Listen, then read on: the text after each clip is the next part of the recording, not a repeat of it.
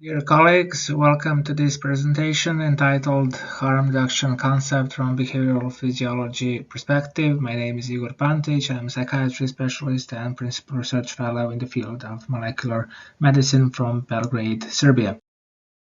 So harm reduction concept, as we all know, it's a pragmatic approach that focuses on minimizing the negative consequences associated with risky behaviors, where every reduction of harm is considered to be a good thing, a step in the right direction, no matter how small it is.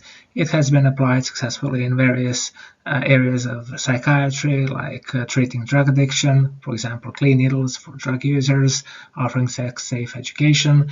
And in recent years, there have been initiatives to apply it in various other fields, like tobacco smoking, in terms of developing heat-not-burn products and electronic cigarettes and other products, as well as other areas, for example, nutrition, alcohol consumption, etc. So harmful habits and addictions are associated with changes in brain molecular mechanisms, distinctive cellular and molecular changes, especially in brain's reward pathways. The major neurotransmitter involved here is dopamine. And from a behavioral physiology viewpoint here, the aim is to recognize and address those various underlying motivations and reinforcing factors. So the main thing that here we want to stress is that abrupt cessation, gradual reduction, or transition to other behavioral patterns may exhibit substantially different neurobiological mechanisms and processes. This is related to changes in GABA, in glutamate, in dopamine, which are all affected during abrupt cessation, as well as increase in various other neurotransmissions, which can be associated with either depressive symptoms, anxiety symptoms, or even seizures and other withdrawal symptoms. When it comes to gradual reduction as a form of harm reduction concept, here the brain reward systems may behave differently in terms of starting to reset itself, or there may be increase in certain neurotransmitters like GABA, which is essentially inhibitory in some parts of the brain and which may help reduce anxiety. Or there may be a reduction in dopamine release, which can help reduce cravings over time.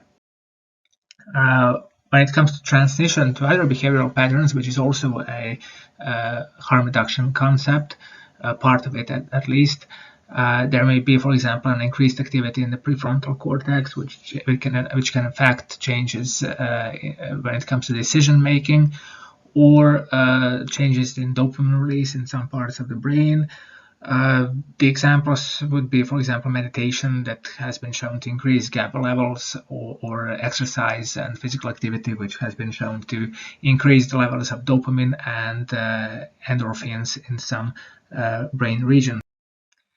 When it comes to animal models of harm reduction, here we try to mimic actually the harm reduction concept in laboratory conditions. There is a variety of those models, starting from zebrafish and rats to non-human primates and even Drosophila melanogaster.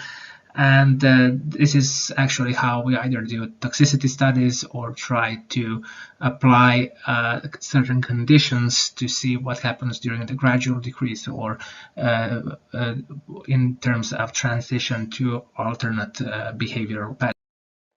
There are limitations, of course, translational issues, like when we prove that something is the case in animal, that doesn't actually mean that it is applicable to humans. Even when it is applicable to humans, it may not be effective for all individuals. It may not be accessible to everyone, and of course there is that general limitation of harm reduction concept in terms when you apply it to a wrong population, it may turn out to be a risk promotion instead of risk minimization. So we should be always very careful with this concept and its application in public health. Thank you very much for your attention.